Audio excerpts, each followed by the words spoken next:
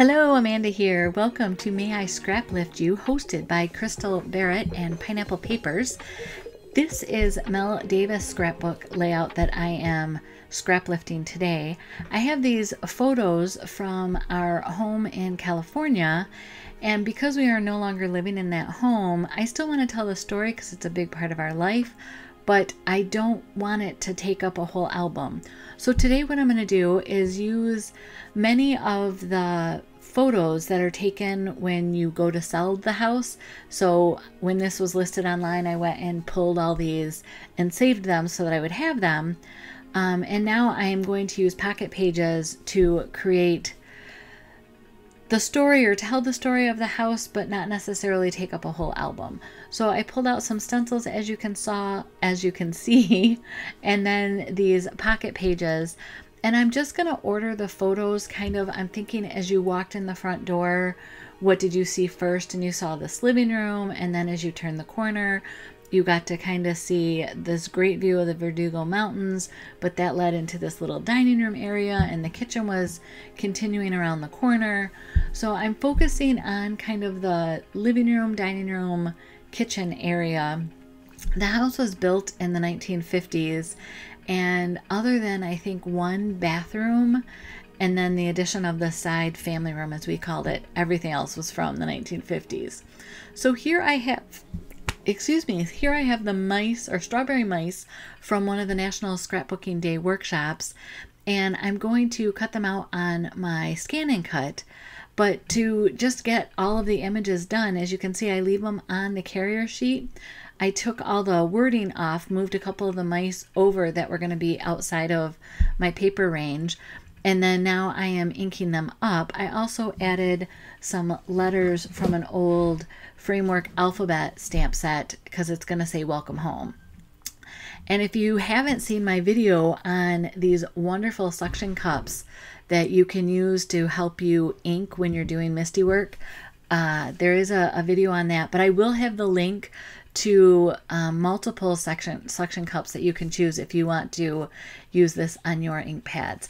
Now, to prepare the stamped images for the Scan and Cut, I need to make sure that all of the outside lines are closed up.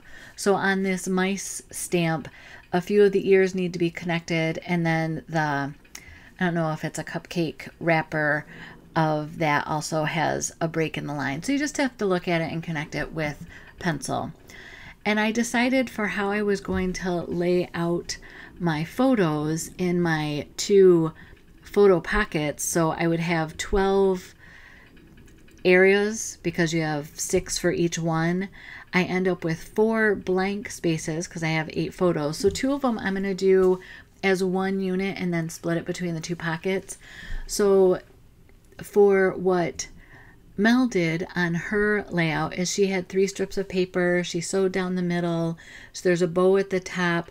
There's a little bit of light hearts in the background. And then her journaling is in strips.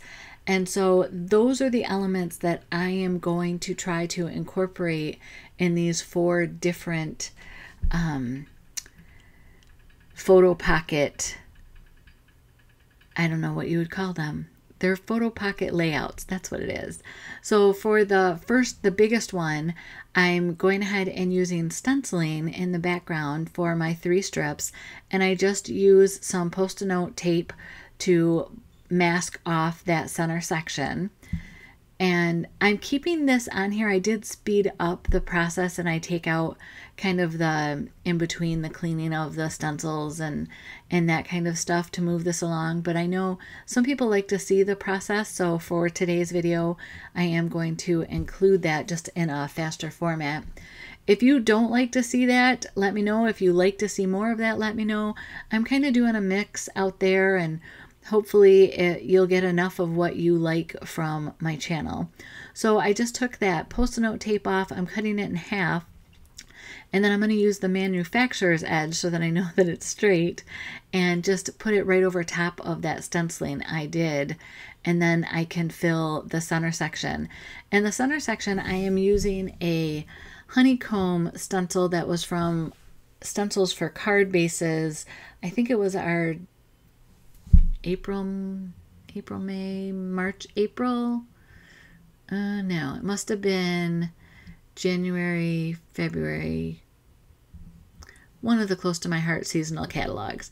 So if you want to see if that's still out there, you can. There was 3 different stencils that came in the kit. And then this stencil that I'm kind of now overlaying over top of all of the stenciling that I did is from the Life's a Hoot collection. And I was thinking about tinting the textured paste, and I decided not to. It kind of dries with a creamier white look. It's not a bright white. And for this paper pack of Hey Handsome, I think that works just fine. I did end up scraping off a little bit of some of the textured paste from the original stenciling that I did. But again, I think that's okay. It's a distressed background. It just looks like it got scuffed or worn there over the ages. And I'm still reusing that Post-it tape over and over again to just kind of mask and hold in place the things that I'm working on. This is, again, another stencil that has dots and stars on it. And what I've learned for me for mixed media is it's all about layers. So here you can see that I typed up my journaling, and there's lots of it actually for these 8 photos, because I wanted to describe the house. I wanted to describe some of the things that we think about the house. Again, I'm using these mice for my house photos because we had to move into the house after it got demoed because of COVID. So they came and demoed the house for 2 weeks, and COVID hit and LA shut everything down. And my husband got furloughed. So we talked to our landlords because we were renting a house, and they said, yeah, if you want to go ahead and move into the house that you purchased, that's fine. They actually wanted to list their house for sale anyhow. And with us being in there, you couldn't do that with COVID and what the regulations were in LA. So I grabbed from that Hey Handsome sticker sheet these 3 banners and cut them down to fit my size, kind of just, you know, put them so they would all work.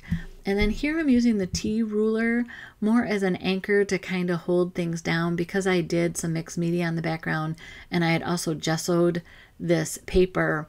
It's just bending a little bit, but a few, I don't know, weeks in the page protectors and it's going to be just flattened. But just so that I would have something as a guideline of how far to the left to put all my strips, that's there. And I like to use the tweezers for holding this down. I just feel like I get glue all the way down the strip and it just works well for me. It's funny, as I'm gluing these down, I have on my monitor the sketch that I'm scrap lifting. And so I kept looking at her sketch and, well, how can I make this more that it's not just, you know, because I didn't feel like you could really see the 3 columns. I definitely aren't gonna put some bows on it. And I saw the stitching that's down the center of each of those papers, and I was like, oh, okay. Because I'm not putting papers on this one, I decided I wasn't going to do stitching on here, but I have 2 more 4x6 layouts for the pockets that I'm going to do, and those I absolutely decided needed to have some stitching on. So as I'm putting these together, I'm kind of making my plan for these next 2 4x6 sections. I finished this one and I cut it into 2 pieces so that it is ready to go into the page protector. Just a quick edge distressing with the Toffee ink. And if you noticed, I did not distress where they were split. I kind of wanted it to look a little more seamless and not have the distressing in between them. So there we go. They're in my pockets, ready to go. So here's where I had kind of figured out what I wanted to do for my next 2 page layouts, pocket layouts, I should call them. And so I'm using the 3 strips of Hey Handsome papers. Again, going to embellish with mice. I have journaling to include. And that's about it as far as I've inked the edges of the strips. I'm looking at the card going, oh, it needs something more. So sure enough, I'm going to get my stencil back out and I'm going to add some stenciling in behind those 3 strips of paper. And this is another one of those stencils that is in that card set from one of the spring or winter catalogs. I I will have the details in the description under the video. I don't think it's still available, but that doesn't mean that you can't find it on a buy-sell board. There's so many people out there that accidentally order two, me being one of them, of different things that they're available for sale from time to time. So here I'm just lining up the stencil part, and because my base is 4x6, it's a little bit wider than a standard card front, so that's why I'm having to do it at an angle. And going around the whole thing, it doesn't line up exactly right. The one corner, the overlay would have things in opposite directions, but I just chose which one was going to be the dominant side, and that one won. So I'm going to add some glue to here, put these on, and I know, like I said, that I'm going to add stitching to this. So it's funny, it's kind of coming into dinner time at this time of my day, and my family, God bless them, but it's like they just know it's time for dinner and we need to have it now. And no, Mom, you can't have 10 more minutes to finish this up. So very quickly, I just poked the holes in all 3 strips of these. This is an old ruler that Close to My Heart sold. And so it, or excuse me, the first one was an old ruler. This one is from the T-square ruler. So it has these stitching points in them. So I'm just marking right down the middle of these strips, and I'm just eyeballing it. And once I mark the holes, like poke through, then I go back through and poke them deeper because I use a yarn needle, which is thicker, and it just makes the hand stitching go easier. I have arthritis, which is one of the reasons why I have a scan and cut. So having the holes a little easier to push through is all a big help. Now, because of all the extra journaling on this, and again, this is coming into the front door, what you see first, talking about kind of the layout of the house, I swapped these photos because there was a little bit more, I don't want to call it dead space on the photo, but you know what I mean. It's not important. It doesn't contribute to the story of the photo. So I went ahead and am going to put the journaling right on top of the photo and on the pocket page. I cut out these welcome home as my title. I thought about coloring them in or doing some distress with them, but because the papers in the back are kind of dark and there's a lot going on, I just thought that I would leave them with the simple outline, and I will glue all that together and add some mice to decorate. And this is it. This is coming together very quickly. So again, we have the stitching, we have the 3 pieces of paper, and the journaling that are all done in strips. So all of these things I've gotten inspiration from Mel's layout. Now for this last pocket layout, I decided I needed a little bit more distressing and a little bit more of the paprika tone. And the reason for that is the photos that are around it, especially in the kitchen, have the ambered kitchen cabinets. And so I wanted to make sure that those tones were represented on the layout. And besides that, I didn't want to do everything matchy-matchy. So here again, just talking about the kitchen is a 1950s kitchen. I don't think it's been changed. The counters were individual square tiles, so very bumpy as far as lots of grout lines, and many of the houses that we looked at when we were looking at houses had that, so it's not unusual for the area of California that we are in, but it was just interesting that it hadn't been updated in any of the 70, 65 plus years that the house had been built. And again, going back to tie all of these pocket pages together, I'm adding more of those circles and stars as an overlay from the stencil. And this is going to be about it. I'm feeling that I need to do some banners. I know Mel doesn't have any banners. I did think about doing a bow, but it just didn't feel, it didn't seem to go with where I was going with this layout and also with the photos that we're representing. So I just quick cut some banner ends in some of my scraps. We'll glue that down. I end up looking at the sticker sheet for both the Hawthorne collection, because it has similar colors, and then also this Hey Handsome collection. And I found this white arrow that I thought, this is perfect.